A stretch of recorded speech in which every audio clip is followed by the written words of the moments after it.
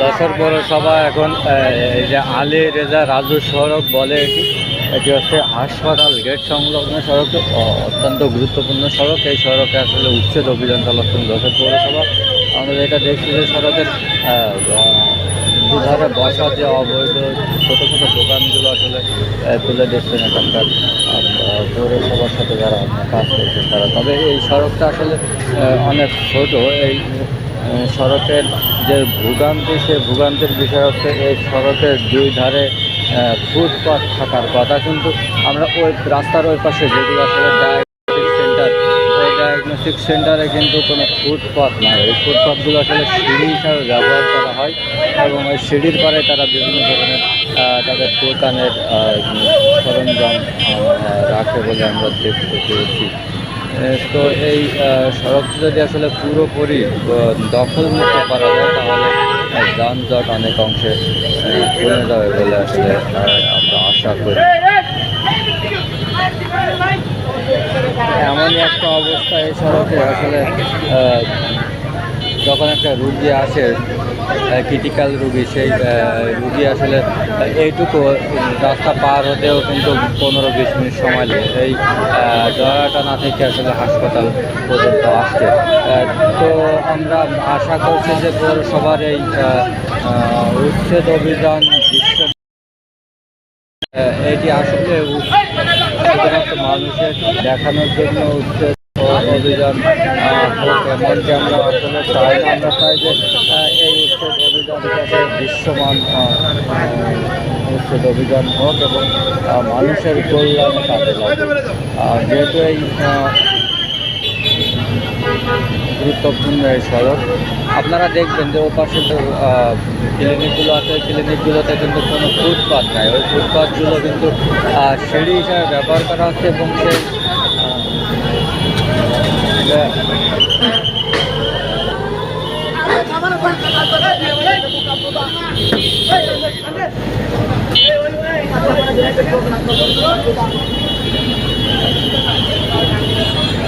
এই উচ্ছেদ অভিযান আসলে অত্যন্ত গুরুত্বপূর্ণ হবে বলে আমরা মনে করছি। যে হাসপাতাল গেটে এখানে কিন্তু দোকান ছিল, সেই দোকান কিন্তু উঠে দেওয়া হচ্ছে।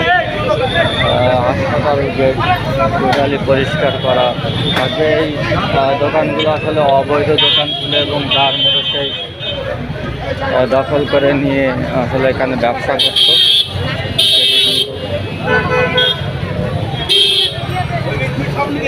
সেটি কিন্তু উচ্ছেদ করা হয়েছে। এই হাসপাতাল গেটের দোকানগুলো আসলে উচ্ছেদ করা হচ্ছে। আমরা আশা করছি যে এই উচ্ছেদ অভিযানের পরে হাসপাতাল এলাকায় আসলে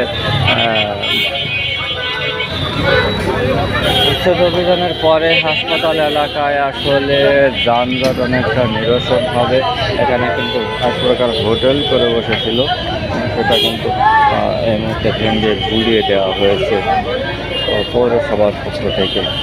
যশোর পৌরসভা দিন রাত পরিশ্রম করে যাচ্ছেন পৌর শহরকে যানজট মুক্ত করতে, কিন্তু আসলে মাস্টার প্ল্যান যেগুলো আমরা বলি, সেই মাস্টার প্ল্যান হাতে নিলেও বাস্তবায়ন করতে বিভিন্ন ধরনের বাধা প্রতিবন্ধকতার শিকার হতে হয় পৌর কর্তৃপক্ষকে।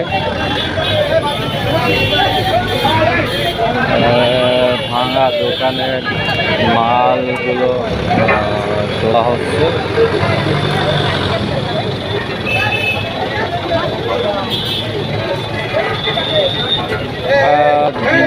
পৌরসভার এই উচ্ছেদ অভিযান যদি পুরোপুরি সফল করতে পারে তাহলে আমরা আশা করছি যে যশোর শহরে বা পৌর এলাকায় যানজট অনেক অংশে নিরসন করা সম্ভব হবে। আমাদের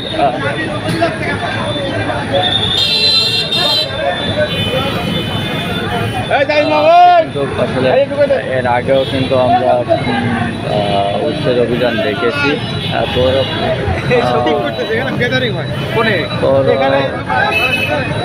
পৌরসভার এতগুলো কর্মী আসলে আমরা একসাথে দেখিনি।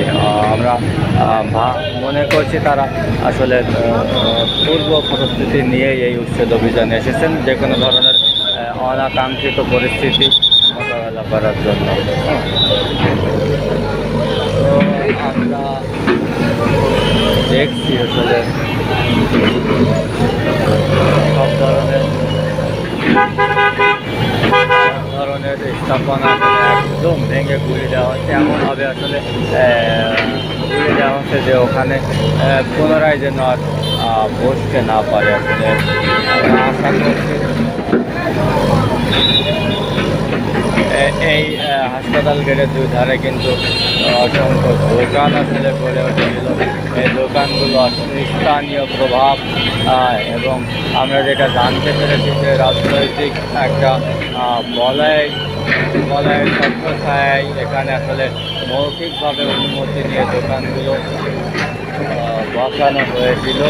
সেই সব দোকান কিন্তু ইতিমধ্যে ভেঙে ঘুরিয়ে দেওয়া হয়েছে এবং যশোর পৌরসভার আজকের এই অভিযান কিন্তু অনেকাংশে দৃশ্যমান হবে বলে আমরা আশা করছি।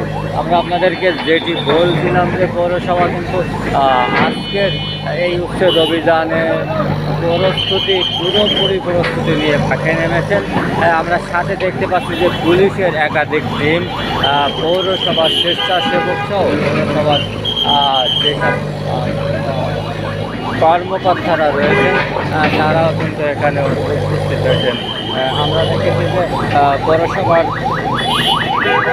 একজন সহকারী প্রকৌশলী তিনি আসলে তার নেতৃত্বে বিএম কামাল তার নেতৃত্বে কিন্তু এই উচ্ছেদ অভিযানটি চালানো হচ্ছে। আমরা আশা করি আসলে এই হাসপাতাল গেটে আলীরেখা রাজু সড়কটি আসলে ক্লিয়ার থাকবে। আমরা আপনাদেরকে যেমনটা আসলে বলছিলাম যে এই সড়কের দুই পাশে কিন্তু ফুটপাত থাকার কথা, সেটি কিন্তু আসলে নাই।